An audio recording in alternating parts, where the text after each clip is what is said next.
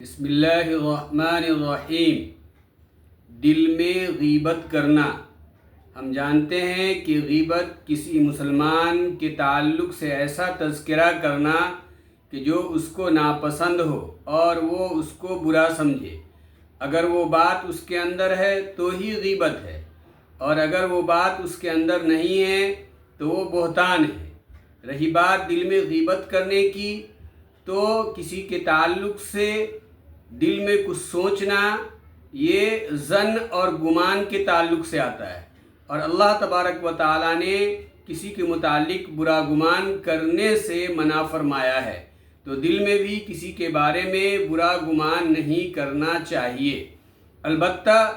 غیبت جس کے بارے میں یہ بات آئی کہ کسی کے متعلق سے ایسا تذکرہ کہ جو اس کو برا محسوس دے، تو وہ تذکرہ کیا ہے؟ علماء نے صراحت کی ہے کہ کسی کے جسم کے بارے میں تذکرہ کرنا کہ اس کا جسم ایسا ہے، کسی کے دین کے بارے میں تذکرہ کرنا کہ وہ دین کے تعلق سے اچھا آدمی نہیں ہے، کسی کے دنیا کے تعلق سے تذکرہ کرنا کہ وہ مالدار نہیں ہے، غریب ہے، کسی کے اخلاق کے تعلق سے تذکرہ کرنا کہ اس کے اخلاق اچھے نہیں ہیں، کسی کی شکل و صورت کے تعلق سے تذکرہ کرنا کہ اس کی شکل اچھی نہیں ہے،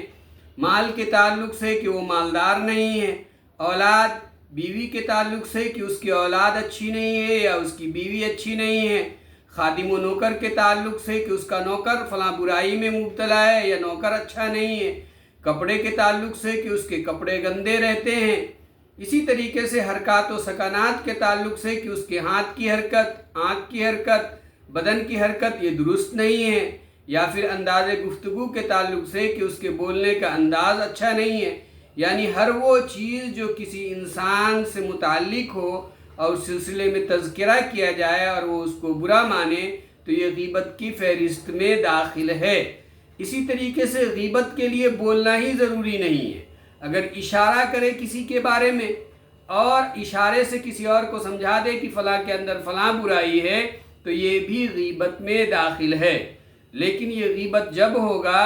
جب کہ سامنے والا یہ سمجھ جائے کہ برائی کس کی جا رہی ہے۔ اگر لوگ نہ سمجھیں کہ کس کی برائی کی جا رہی ہے تو اس کو حکایت واقعہ یعنی معاملے کو بیان کرنا سمجھا جائے گا۔ تو بہرحال یہ نازک مسئلہ ہے، آدمی کو احتیاط کرنا چاہیے اور بچنا چاہیے کہ کسی کے تعلق سے کسی طریقے کی غیبت نہ ہو۔ اللہ ہمیں محفوظ فرمائے۔